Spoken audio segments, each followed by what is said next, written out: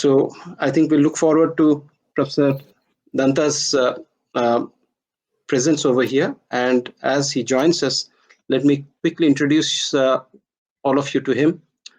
He is a professor at Tejpur University, Assam, and his current research interests are literature and religious radicalism, indigenization of colonial institutions, and alternative modernities in non-European contexts. His books include The Indian Mind, essays on the inimitable Govinda Tripathi, great European thinkers, a window to continental philosophy, and The Unbuilt Hours. And currently, I think he has translated Hiren Gohen's award-winning Assamese Mahapurana Parampara text, Mahapurana Parampara. I'm sorry if I'm not that's all right. spelling them out correctly. So over to Bijayji to make his presentation. Thank you very much. Am I audible, Professor Patnaik? Am I audible? I hope I'm audible.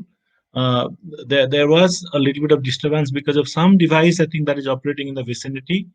And I'm sorry, actually, if there is disruption in between, please signal to me somehow. And I would like to thank Siddharth and his team for asking me to read up a whole lot of material that I had never read. And I was a little unhappy with Siddhartha because I felt that he had asked me to do things that I had never done. One is I'm primarily a student of literature, and then though that doesn't give me any excuse not to do my job well.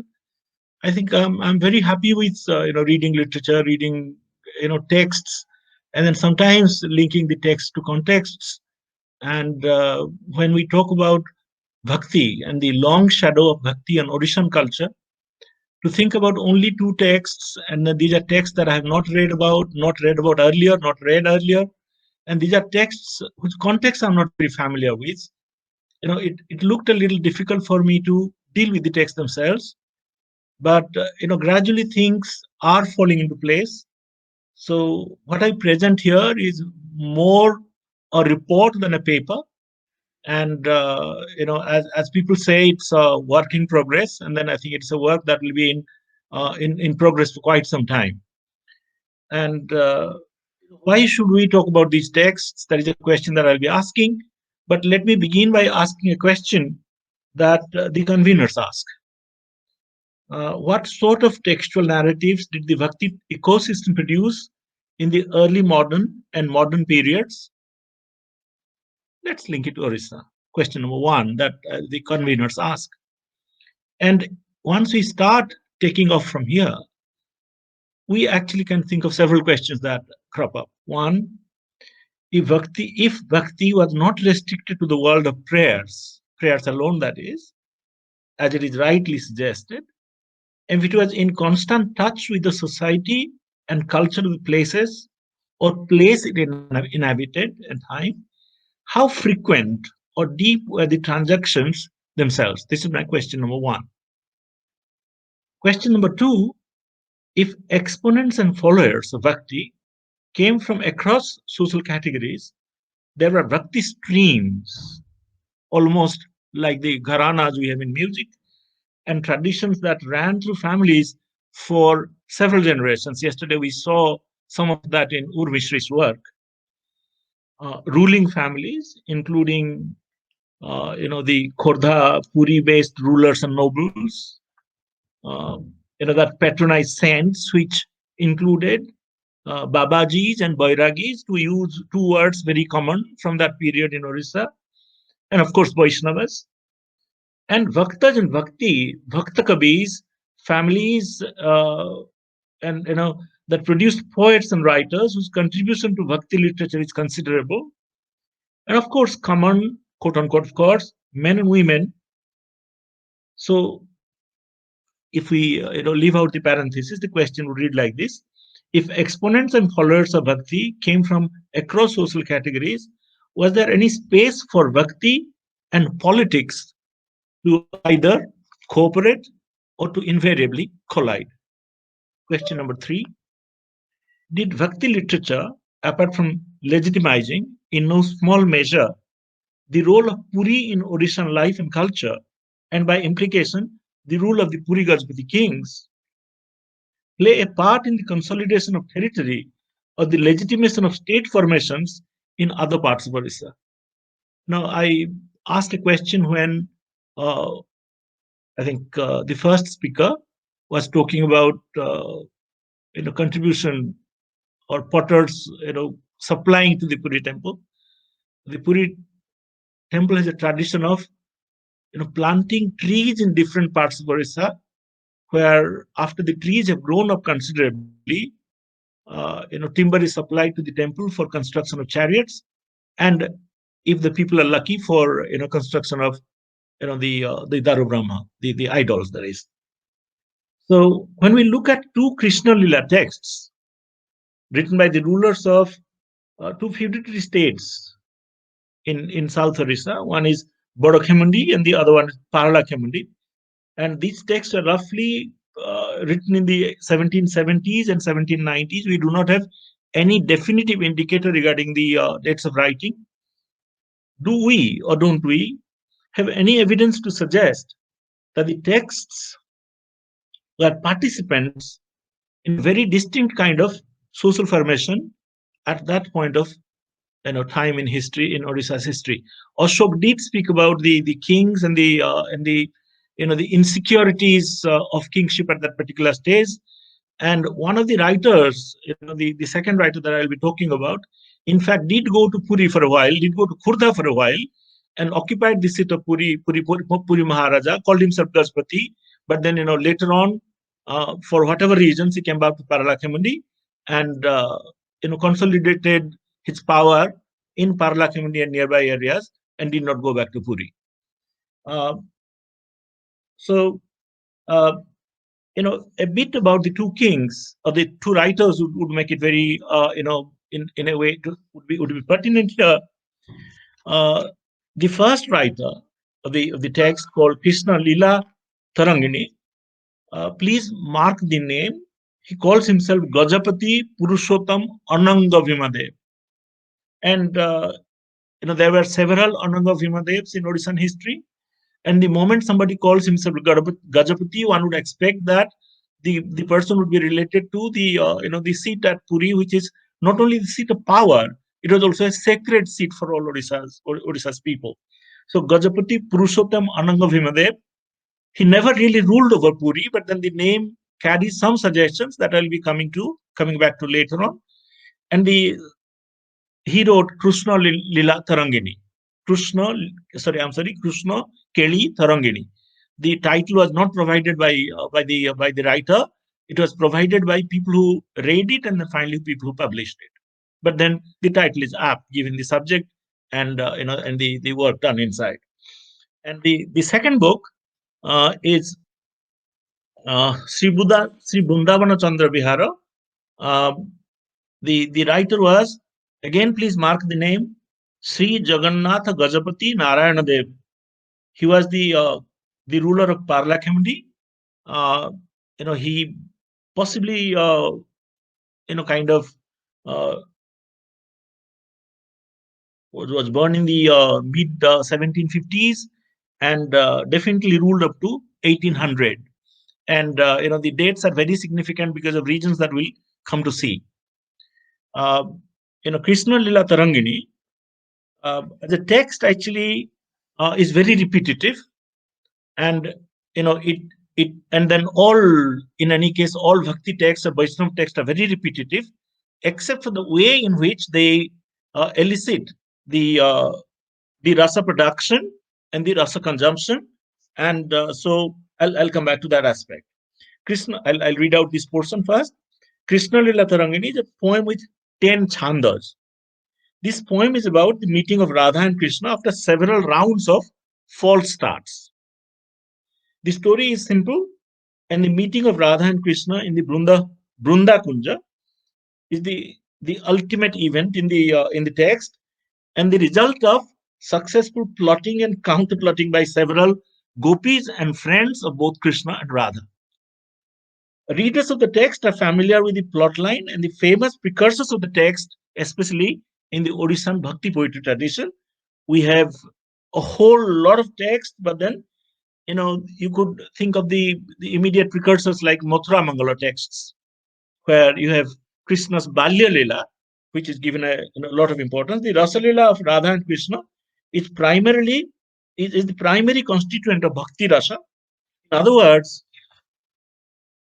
it is a condition and, of course, consequence of bhakti as a mode of production of rasa and participation in rasa aswadana, consumption, as a bhakta would do. I would like to mention here that the most popular Rasalila and Krishna Lila texts written around the same period by Baladeva, Gopala Krishna, Banamali.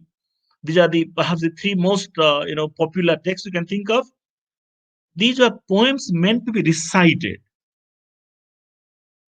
and because we talk about bhajana, shravana, kirtana, and these are meant for shravana and kirtana, for bhajana, of course, and both bhajana and kirtana are participatory acts. I'm sorry, not so much to be studied and analyzed as we do as literary critics at leisure, but then to be recited primarily so that one could join, you know, in the production and consumption of bhakti rasa. And bhakti rasa in the Odishan tradition is a Mishra bhakti rasa. So we have, the Vaidhi bhakti tradition, which is a little canonical and a bit shastric, not according to very strict productions, not according to very strict prescriptions, but according to conventions created by these bhakti texts. And the other one, of course, is the comparatively, free and less canonical Raganugi tradition, where one responds to bhakti in a spontaneous manner, and then prayer is more important. Bhakti Sangata is more important than anything else.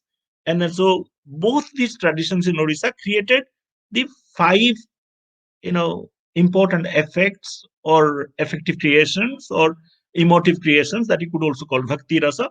This is Shanta Bhakti Rasa, Dasya Bhakti Rasa, Sakhya or Sakhya Bhakti Rasa, Vaschalya Bhakti Rasa, Madhura Bhakti Rasa, or which was in certain parts and in certain texts was also presented as Shringara Bhakti Rasa. And when we look at these two texts, actually that we are required to analyze a study, we find that Krishna Keli Tarangini is primarily a text given to Shringara Rasa production. And given that the story is very familiar, you find the poet talking directly about the the meeting between Krishna and Radha, and then one particular a significant feature of this text is that it does not mention Krishna's childhood. It kind of begins as if in the middle, as it were, and then ends at the most productive moment in the text. But then what is important is the the peculiar uh, you know language that the text adopts, and then it is a stylized, hugely literary language, and it is a very strong departure from the kind of text that we saw in the Mathura Mangala text, where you know you have the Chautisas, you have the Koili songs, and then the Mathura Mangala songs, where the songs were simple, sweet, and then they could be sung and understood by everybody. Here you find text possibly responding to sophisticated creations by people like Upendra Bhanja, by Kavis like by poets like Upendra Bhanja. I'll just give a small quote to state my point, and then try to also tell you why this is necessary to. You find in the text, you see different kinds of narrative instances, and then they are highlighted. One is called Bana Varnana, a description of the forest. And then this is how it goes. I'm quoting from the text. I'll translate for you roughly. Dekho e kadamba, kusuma kadamba, sambara poro chhadasara, heramba pralamba kari avalamba କଲେ କି ମୋଦକ ନିକର ସଙ୍ଗାତ କିଏ ମାର କେଳି କନ୍ଦୁକ ଏଥି କ୍ରୀଡ଼ା କରି ଅଭିନବ କାମ ଫିଟାଇ ହୃଦୟ ସିନ୍ଧୁକ. This as intended, this has several meanings. The first one refers to the Kadamba trees, standing tall on the banks of the Yamuna River, and then some of them are so laden with flowers, rounded flowers, and then flowers climbing on one on top of another, that they look like elephants climbing, small elephants climbing on deer or other such animals. And but then, so this is one kind of thing, so flowers laden, the trees are heavy, and then you find as if, a baby elephant is standing on a deer, and then so that is one kind of description. So where is Bhakti here? The second, Heramba pralamba kori abalamba koleki modaka nikara. And then the other one is, you see, has somehow Ganesh, Heramba, Pralamba, Kari Avalamba. Has Ganesh managed to try actually these, roots, coming down? And then is he playing on the tree? Is he hanging from the tree? Because, you see, Ganesh must have also, sprayed on the tree his favorite bhoga, that is the modaka. So, the Kadamba flowers look like modakas, the sweets, round sweets, or, slightly serrated kind of sweets. There's a third meaning, actually, which is a very local meaning. Dekhoe kadamba, kusumba kadamba, sambara poro chhada sara. See, sambara poro chhada, sambara poro. Sambara is, the tamarind tree. So, see the kadamba tree laden with flowers, one side, and then in the middle you find a tamarind tree, again, I think, laden with fruit. And then the tamarind tree, the tamarind fruit looks like, the tusk of Ganesha. So here you find the poet more interested in showing, his chaturi, okay, the craft, ability to express several things by making, use of the same words. And so you find, a major departure, and a very interesting kind of departure from the simple, bhakti rasa production in the literature that was on offer for a very long period. And this is not the only thing that happens. He also uses, uh, in a interesting portion, because the Krishnaleela story or the Rasa story is there, but the Rasa story is pushed to the background. What is on offer is, the poet repeatedly returning to an instance or to a site or to a situation or to a scene where, the writer is repeatedly engaged with the problem or the prospect of writing in a language that was not necessarily common to the Bhakti tradition. So I suggest, actually, it will be difficult to immediately actually offer a reading of the text. So I suggest that, when we read this text and when we see that the Krishnaleela story becomes a, a kind of takes a backstage, goes to the backstage and takes a back seat, and then what is on offer is language in varieties, words in different formation, and a craft that is highlighted. We find that, bhakti poetry of this kind moves from the scene of reading and recitation to a scene of writing. This is my first proposition. And then so, when I develop this fully, I think I'll be able to say what I want to say with greater clarity. And then there is another interesting, link to this particular writer. What do we know of this writer? One, that he was a great fighter and consolidator, and for a while, yes, for a while, I'll actually take about 7 minutes. I think, that's because we also kind of, yeah. For a while, he was the supporter of, the writer of, the father of the second text, the writer, and the person who went and occupied the Puri throne for a while. Now, in 1776, either he died or he was defeated, or he was no longer heard of. His sons actually, occupied his feudatory states. The British collector of the combined Ganjam district at that point of time said that he was the most notorious Jamindar of the Ganjam and Vijayanagaram and Ichapuram area. So, when the text is written around, 1770, you find that the writer was already conscious of a kind of, side glancing detail of hostile attacks on, Odishan identity and territory, especially of this particular geographical tract. So he was on the one hand conscious of the British in the vicinity. He was conscious of the Muslim and Mughal agents who were, repeatedly, making incursions into the area, and of course the long-standing hostility with the Vijayanagara kingdom.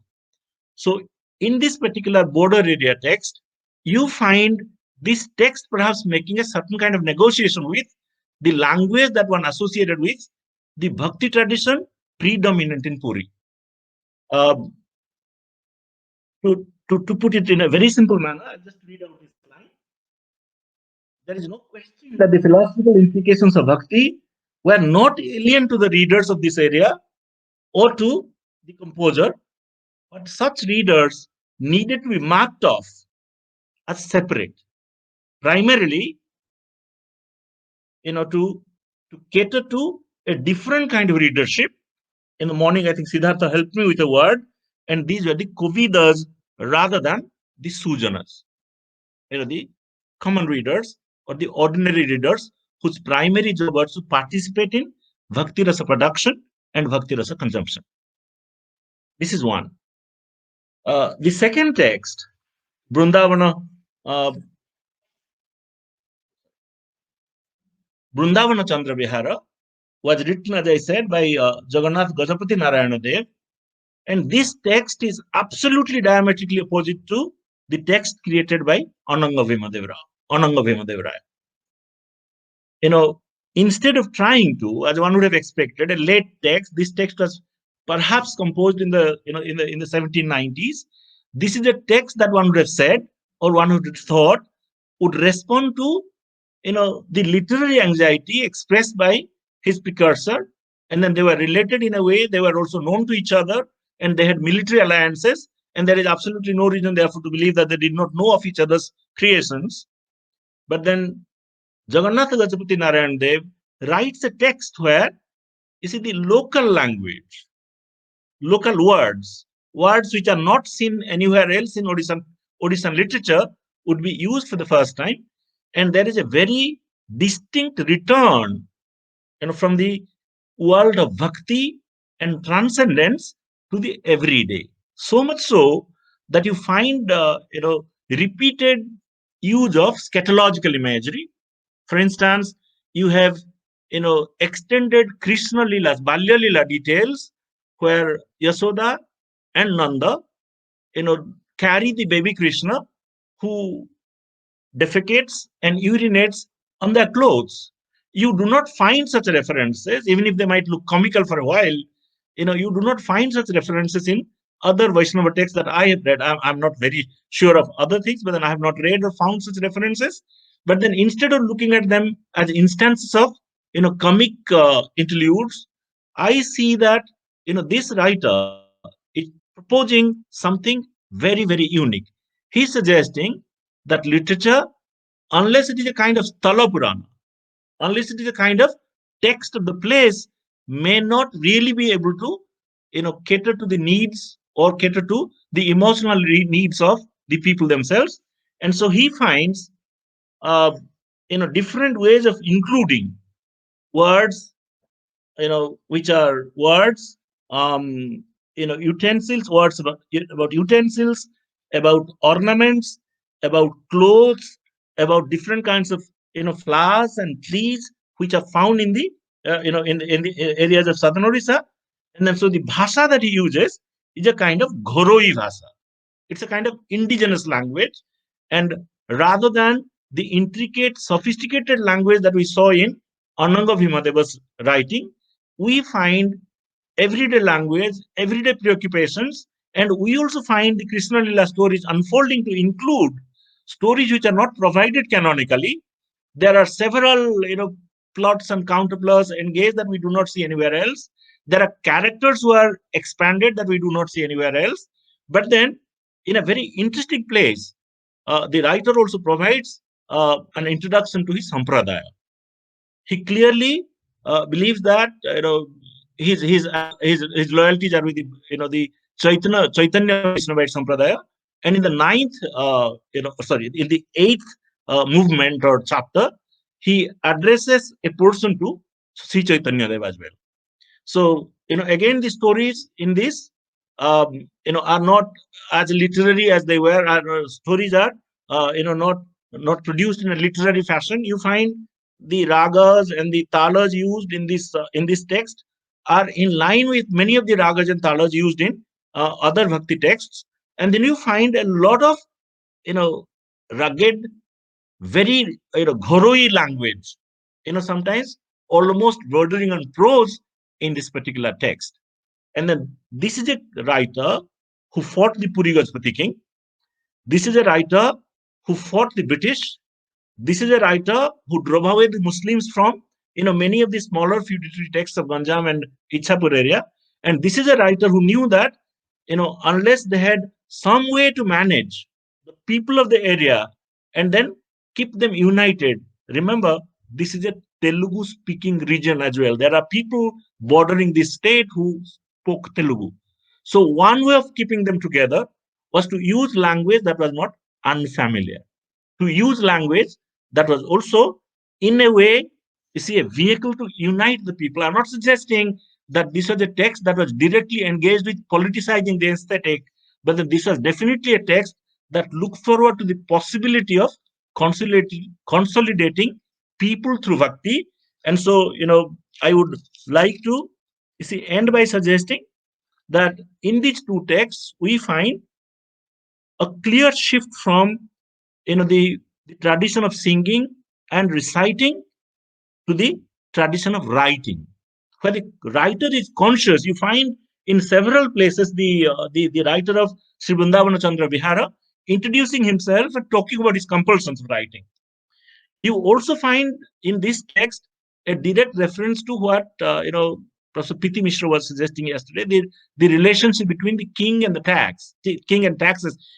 Krishna actually in one particular instance says that you must give it to me, give it to me, give a particular garland to me, because you see, I'm the king, and then you must pay it to me the way a subject pays tax to the king. The second would be that, not for the first time, but then we find that Odisha Bhakti literature is returning in a very significant way to the everyday. And third, which I have not substantiated, but the text definitely gives me enough reason to believe that there is such a thing as territorial consolidation.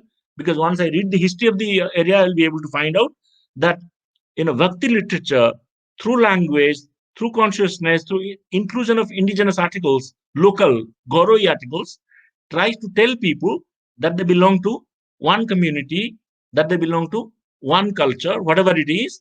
And then if Bhakti provides a way to consolidate that culture, then that should be all right for them. So I would like to end here. But then, in case there are questions, in case there are queries, I'll be very glad to answer. So thank you very much. And then I think I looked a bit rushed towards the end, but then I would like to clarify in case there are needs actually for such a thing. Thank you so much. Thank you very much, Professor Danta. Very insightful talk, I would say. There are just a few observations I would like to make. And these observations are that I find it very fascinating the way you were talking about language and treatment, which gives us insights into the intent. In one case, making things familiar, in the other case, distancing, as well as a literary intent as opposed to a bhakti intent. The second case, the audience, the nature of the audience, communicating to whom and what, and then, of course, religion and politics. What I find very exciting and interesting is your focus on everyday life. in the second text. And I would just like to add aestheticizing the everyday, because with local Yeah. language and the sense of belongingness and concepts of territorial consolidation. I'm sure that there will be a lot of queries for your close analysis of these two very interesting texts.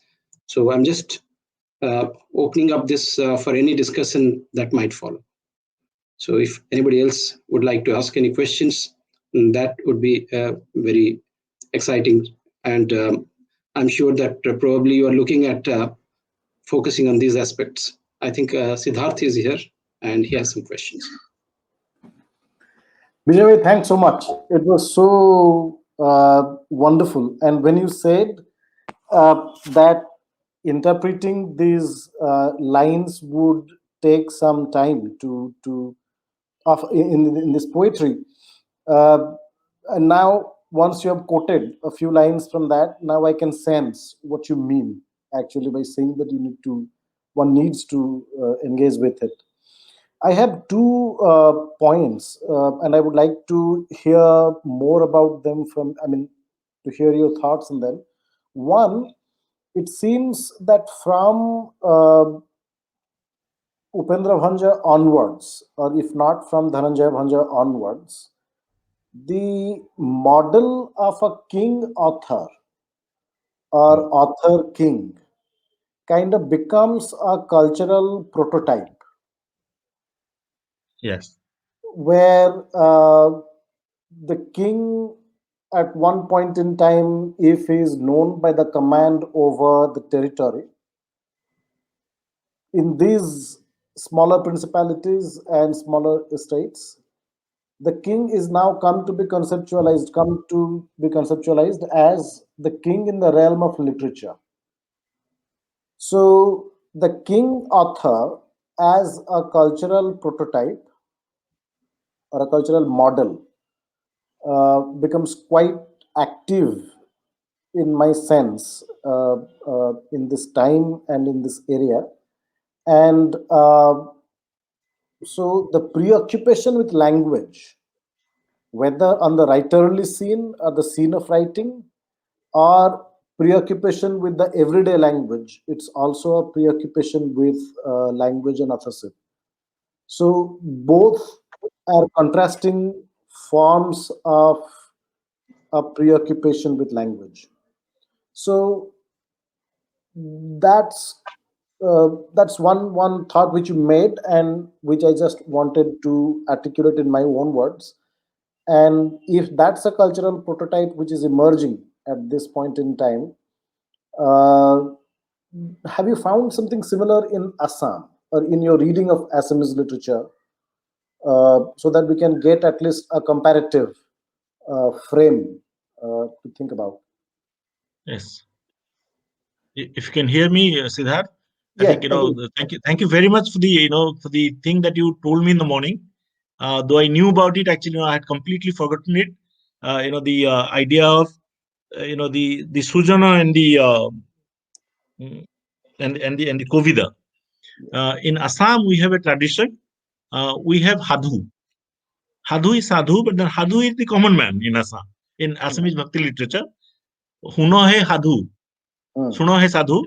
The mm, Sadhu is a common man, but then in Odisha you'll find that Sadhu is a either a nobleman or maybe an uncommon person. mm, You know, Suno Sujane and Suno Sadhu. I think so. Suno Sudhan Sadhu Katha, and mm, then there is also something called the Kaumudika tradition. mm, The Kaumudika tradition refers to a group of people who are experts in Sanskrit, mm, experts in grammar, and experts in Bhakti Rasa as well.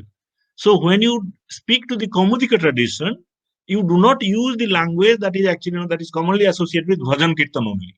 mm, But then see you in Naranarayana, the Kuch King, he himself is a poet. In Assam, you had I think at least four kings, not the Ahom kings, Koch kings, who are poets themselves. And one person in the 15th century associated with the royal household wrote the first tract of the Ramayana, for instance. So and the Simanta Sankardev, Assam's premier saint poet, actually a figure we should know more about.